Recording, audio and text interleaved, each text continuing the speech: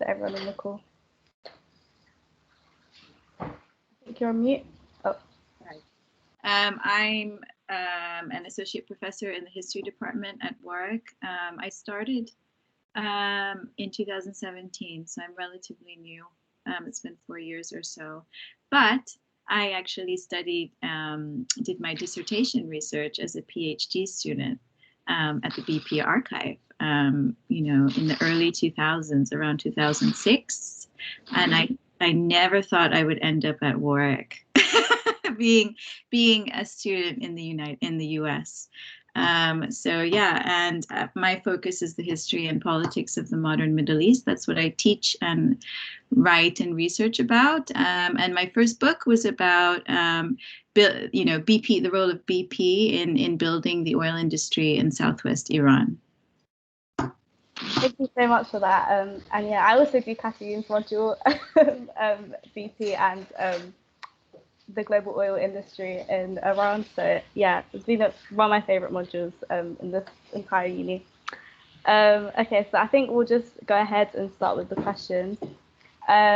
Also, for anyone who's attended this call, feel free to put your hand up and contribute to any of the questions. There's a lot to kind of discuss and also talk about along the line of Warwick Divest as well.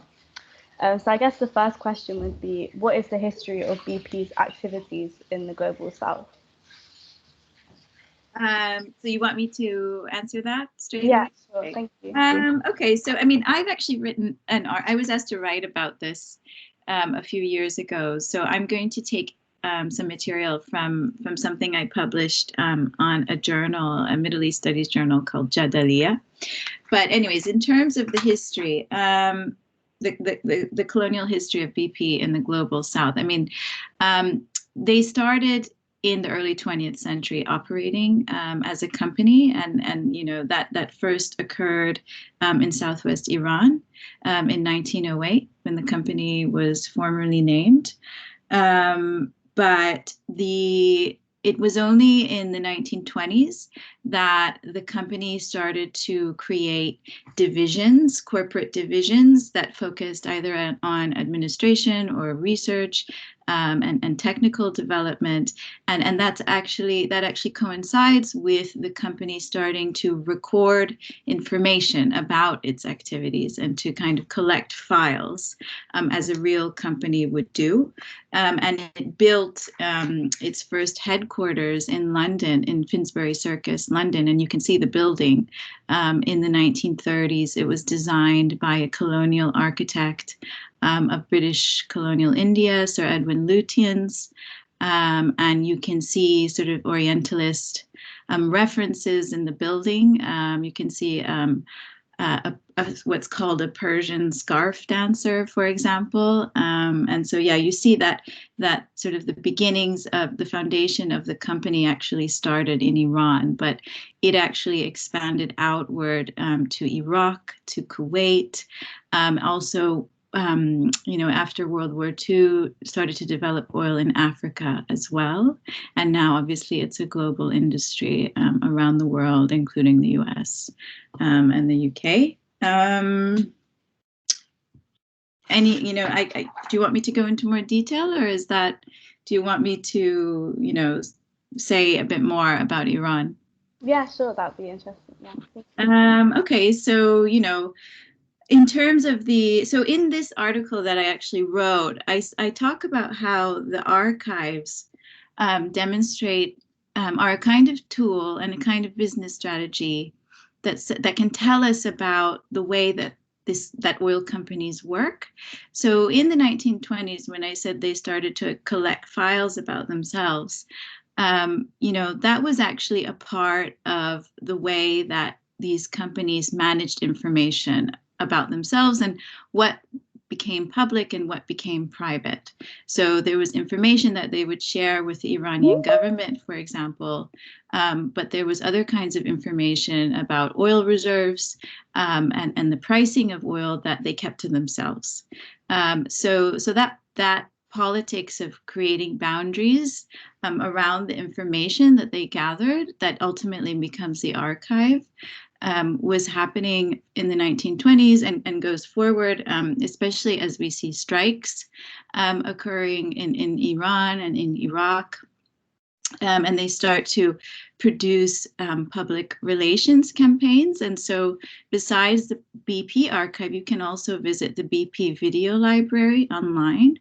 And that will show you some of the films that they produced from, as early as the 1920s, but extending through the 1950s. And you can see visually how the company was trying to portray itself for the public, but at the same time was kind of documenting, visually its operations for itself. So it also constitutes a kind of archive about itself, but the way that it wants to see itself rather than, reflecting the reality on the ground, because there was a lot of strikes occurring as the Iranian workers pushed for more national control of the oil industry. And they demanded better housing and better treatment at work, and they demanded more training to replace the foreign labor at higher skill levels. So all of that documentation proliferates and accumulates through the mid-20th century, through World War II. And you see this happening among other companies. So there was the Saudi Arabian American Saudi Arabian company that was established in the 1930s next door in Saudi Arabia. And BP was accumulating information about Iraq next door, as well as Kuwait. And so, I would argue that in the 1920s, as we start to see a shift in the politics of empire, of British Empire, and how you can no longer simply go to a country and exploit its resources, and you can no longer use the politics of race to manage labor. We start to see a shift in how the company operates. And that's where you see that production of the visual and the kinds of public relations campaigns that they organize that ultimately, again, become the archives. And so, yeah, I would argue that the oil corporation is a new form of empire. So that shift from an older form of empire to a new form of empire involves this very important political actor, the oil corporation. So BP is a company that kind of reflects that shift to a new mode of empire. And you see how it has to reconfigure itself after the nationalization crises that occur throughout the Middle East, as well as in Africa, calling for sovereign control over natural resources and over the industry, and how this suddenly becomes an issue of development and helping populations progress. And the companies are attempting to portray themselves as benevolent actors in the region. But, in the second half of the 20th century, ultimately nationalization does manage to kind of reject explicit control by these foreign corporations such as BP. Nonetheless, in the case of Iran, for example, the company returns, but in coordination with other companies as a consortium. So it sort of remains in Iran and other countries until that politics of anti-colonial nationalism plays out through the 60s and 70s. And in Iran, it's after the Iranian Revolution that BP officially leaves the country. So yeah, that's sort of like a kind of overview of some of the features of colonial features of the company. Such a great overview. Thank you so much. Does anyone have like any other contributions or things they found quite interesting about this history?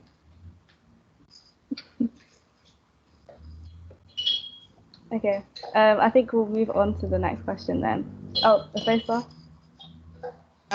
Yeah, I was just going to add as well, like, it's interesting to hear of the Iranian context. I've only ever really been aware of the like Nigerian context with of BP. And I found it interesting as well, like how, oh, let me just admit someone in, how like anti-colonial nationalist efforts throughout the 60s and 70s as well in Nigeria, like kind of drove BP out. But in Nigeria, that was post the Biafran War or the Civil War, and BP had been heavily involved in that war, or in trying to secure British involvement in backing the Nigerian government in that war, because obviously they didn't want that piece of land where all the oil was to be like broken in half and have their influence watered down. Um, so yeah, I just thought that was interesting to hear of the Iranian context and relate it in my mind a little bit to the Nigerian context as well. Yeah, absolutely. A lot of the, the company feared, what was happening in Iran, because it did have this longer history of social and political struggle. And so it was very hard for the company to maintain the operations in the way that it did in the country. And it sort of set a precedent in terms of the disputes that start to emerge in the international arena that subsequent oil producing countries, such as in Nigeria and other places in the Middle East, can draw from as well in pursuing more control over the oil resources vis-a-vis BP. Thank you both for that. I was also going to add that I think the argument about BP becoming like a new form of empire is really interesting, because even though they might have officially left some of these countries, they're very like continuation of like exploiting oil and natural gas, like inputting all these toxic fuels into the environment still disproportionately affects the global south.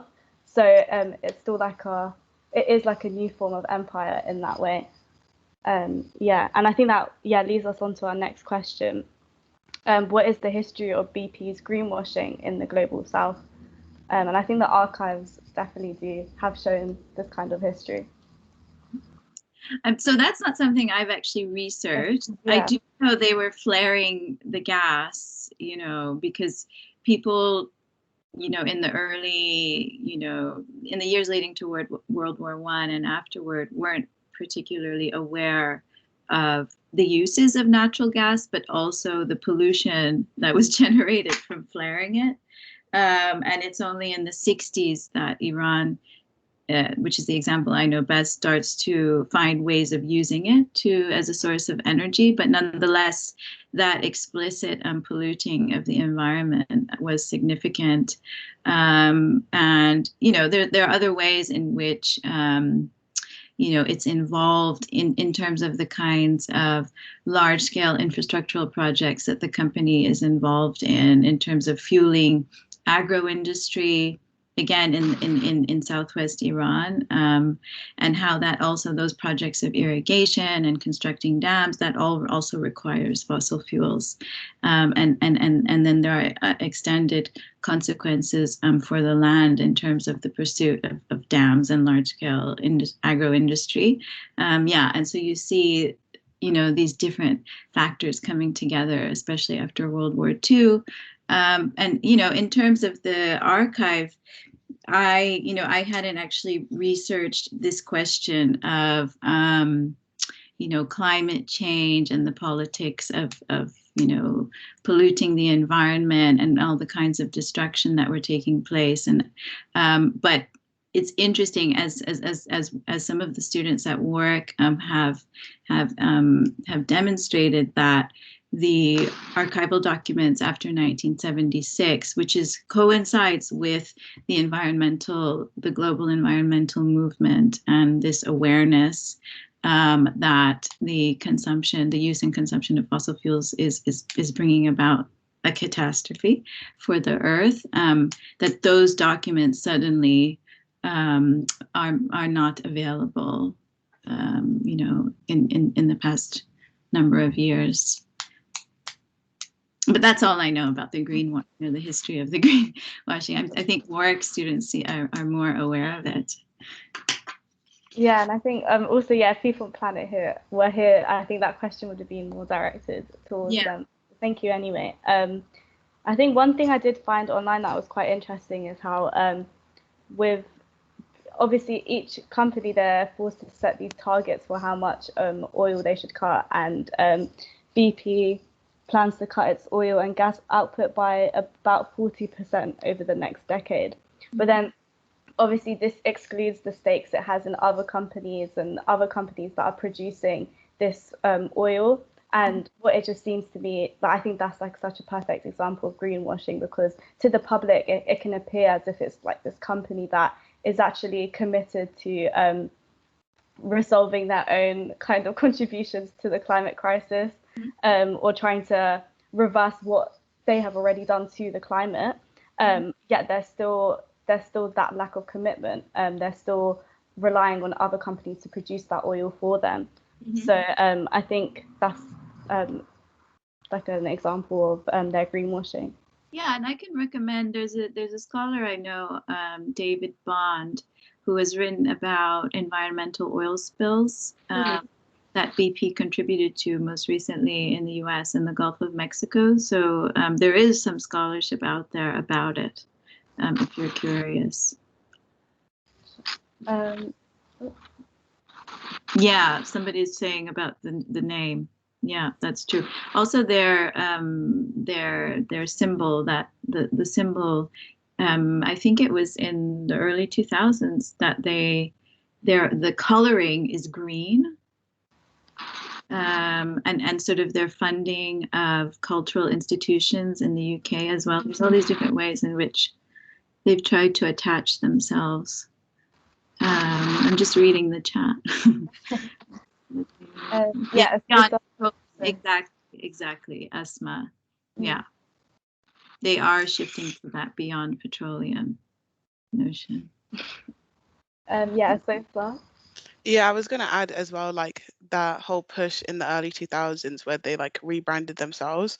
I was part of like a multi-million-dollar PR stunt, if you want to call it, where they had adverts and marketing material that made it seem as if they were like going green and investing in like renewable energy sources and stuff like that. But when you look at the statistics of what actually happened, like they retained 93% of their investments in oil and gas and only about 2% in biofuel and 1% in solar initiatives. And I was thinking about how for them, they would have run like the costs and been like, it's more viable for us financially to spend millions of dollars on a marketing campaign that's false than to actually change anything, because then we launder our image, we give the appearance of having done something, but fundamentally we're still the same and we're still pulling in the same money.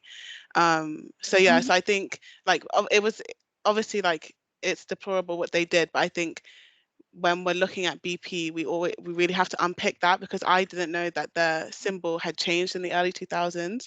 But yeah. Yeah, absolutely. I was gonna add something, but I just forgot.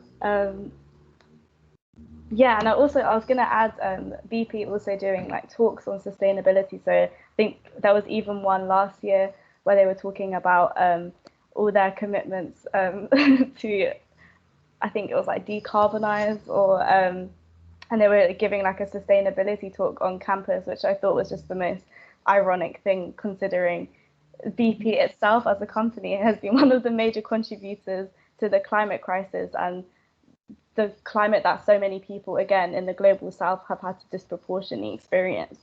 But yeah. So Yeah, I was just going to add to that because I and a couple others from Work Occupy went to that event. And it was very much like the BP guy just saying like all this PR nonsense, and then the people not really pushing him hard on the questions. And I remember we were asking him questions on like BP's involvement in Colombia, in Nigeria, and in Iraq as well. And it was like he was like, "Oh, I'm not aware. I don't know. Do you know what I mean? Like denial by like distancing himself, and So I think like obviously there were green societies at that talk that came to ask questions, but they weren't really pushing him in the way that like in my opinion, like he needed to be pushed. So yeah, so those kind of events are just again like another way of them laundering that image and making it seem as if they're actually doing something. Yeah, 100%. So yeah, I guess this also links to our next question. What is the importance of public archives?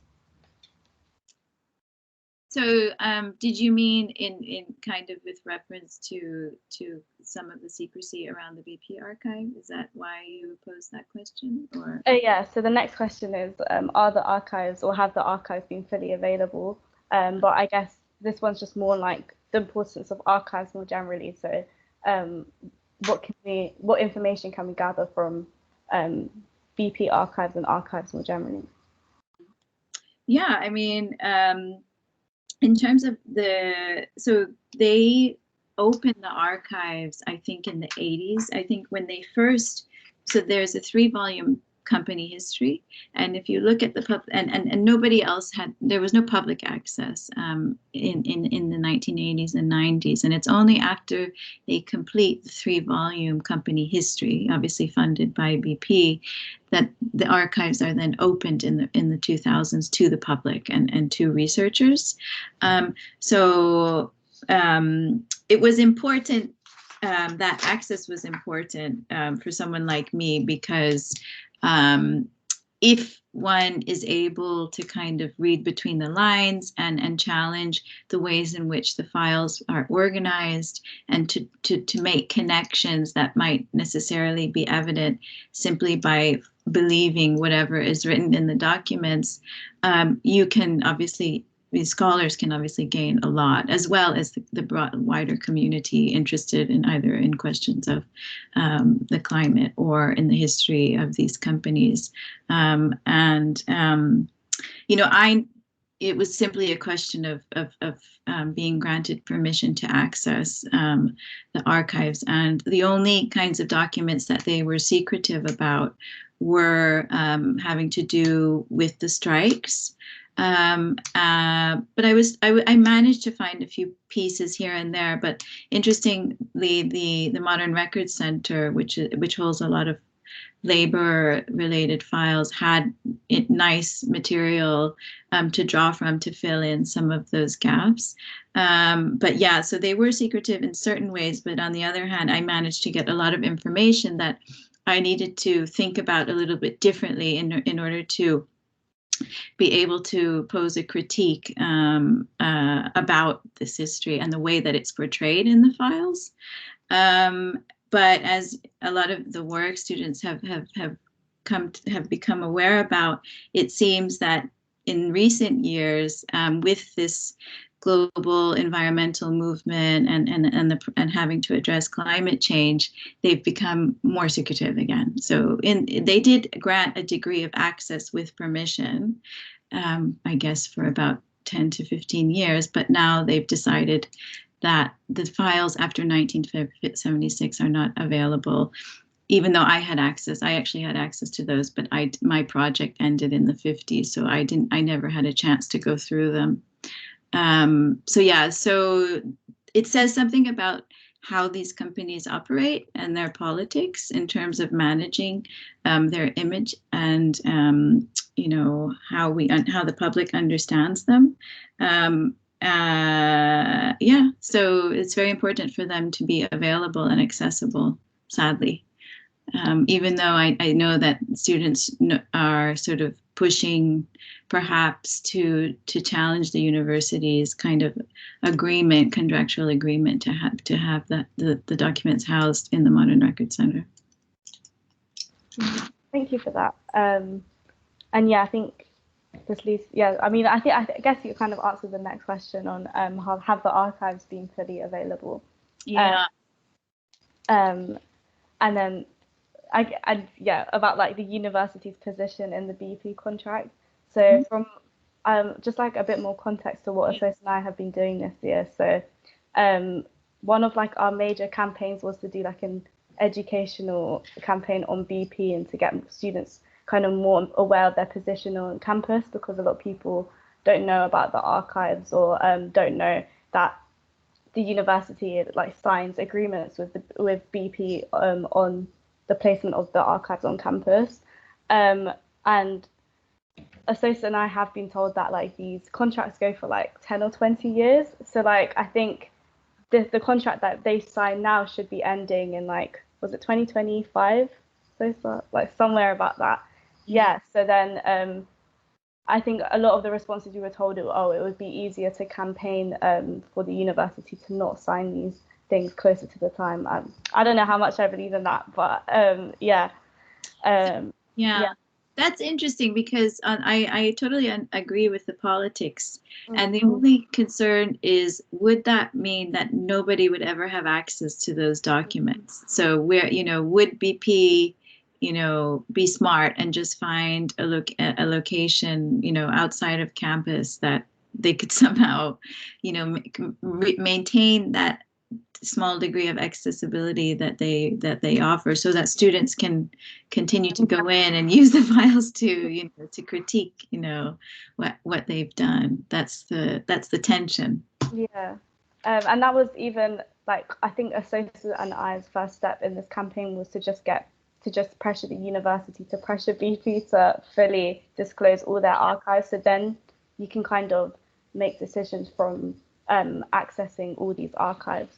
But it's clear that the university are still so complicit in BP's kind of restriction of their archives, and there hasn't been much pressure applied to BP to even open this. But yeah, Asosa, did you want to add anything? Yeah, I was just typing it in the chat, but every time I think about BP's presence on campus, it just feels so contradictory with like their declaration of a climate emergency, and their announcement that they had divested from all fossil fuels in 2015. I think generally like archives should have complete accessibility, like education should be free and there should be no barriers to knowledge. So not only is it bad that that they have a presence on campus, but that parts of their archives are closed, and that students can't get in. So it's just doubly bad. And then on top of that, like, you're meant to have declared a climate emergency, but you're still like in contract with BP. It's just wild. But yeah. Yeah, and I also know from like our module, BP kind of try to make themselves look like this transparent company, like we're telling the public everything, and this is our history. Yeah, again, it still goes against the fact that they have restricted so many of their archives recently, and this has clearly been to stop the efforts of, as you were saying, Kathy, like the global justice movements, and climate activism. So yeah. I guess, yeah. So none of the ethnic minority officers are here, but I guess Asosa and I can kind of talk about this. But what are the colonial legacies of Warwick? Are you asking me? Oh yeah, you can also answer, by the way. Yeah. Someone else. Sure. Asosa. I think like the most obvious one that jumps out is the Radcliffe building. And we did have a campaign in the SU at the beginning of term to get Radcliffe renamed. Radcliffe is I think he was the first vice chancellor of the university, but he also drew the partition lines in India. And the university's response was very much like, it would cost us too much money to do that. And again, like, just so contradictory for them to not want to do that, but also fund a decolonize the curriculum project. It almost like, I was part of the decolonize the curriculum project, so I don't want to shit on it too much, but it's almost like just for the aesthetic of saying, oh, we have this decolonize the curriculum project, and then students are like, okay, actually decolonize, like rename the building, and they're like, no, it would cost us too much money, we don't want to, we quite like Radcliffe because he was our first vice chancellor, we need to celebrate him, yada yada yada. So yes, I would say that that's the most obvious one to me. And yeah, following on from that, like what we've seen this entire week in a lot of our discussions about Warwick, as an institution, is that they just love using decolonize as this kind of buzzword, where it's we can change the curriculums, we can do this, but they never actually address the infrastructure of Warwick itself, these types of buildings that are named after these colonial figures, or the university itself, the university having archives that can't fully be accessed by the public, and the university itself being an institution of privatized knowledge. So there's so much to do on that as well, that should be unpacked. Yeah, Asosa. Yeah, I was also going to add as well, like obviously the university's complicity in Israeli apartheid, which is one of the things that the BDS motion and our diverse motion was trying to address, like having investments in BAE Systems, in JCB and Thales, and in all these different companies that Asma and Hamza really nicely presented to us yesterday in their presentation, is just so like not just it's like a legacy, not like a legacy of colonialism, but like a continuing of like colonialism, of displacement, of human rights abuses that the university is directly complicit in and doesn't really care to do anything about. Yeah, 100%. It's easier for the university and BP as well to just give all these targets. So carbon neutrality by 2030, but then not actually address what they're currently doing to people in the global south. Um, so yeah. So I guess the last question. Sorry, this panel has gone so quick. I thought People and Planet would be covering. But how does this relate to our diverse campaign? So do you want to start that off? Yeah, I think it's almost a more general, it all kind of ties into a more general theme, which I would say, like for me, Larissa started on trying to decolonize our campus, like trying to get them to diverse, get them to, you know, remove BP from our campus, open up BP's archives. It's all part of a wider project of trying to imagine our university as our own university that isn't complicit in all of these horrific things, and trying to like just like decolonize like the academy and decolonize the university. The extent to which that's possible is still remains to be seen, but I think it's like our diverse motion to me plays into a much wider project that has been started by women of color and students of color and activists on campus years before us, and will hopefully with this new incoming group of like freshers that look so amazing will carry on years into the future as well. So yeah. Yeah, 100%. Yeah, I don't know what else to add, to be honest. Yeah, I think I do wish that we could have done more on the BP front, but I also didn't expect to be legally challenged in my third year from UK LFI, so there's also that. Um, but I guess like also just the people that are here, did you have any kind of thoughts or questions or any contributions that you wanted to make?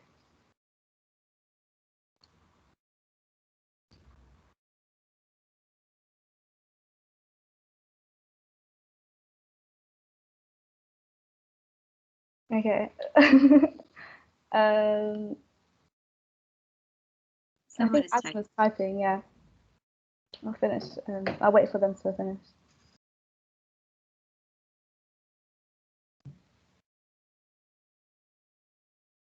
You know, the history department, so I'm, you know, being one of the few diverse faculty in the history department, I'm sort of the representative of diversity I discovered when I arrived. And so I'm the lead for the Equality and Diversity Working Group.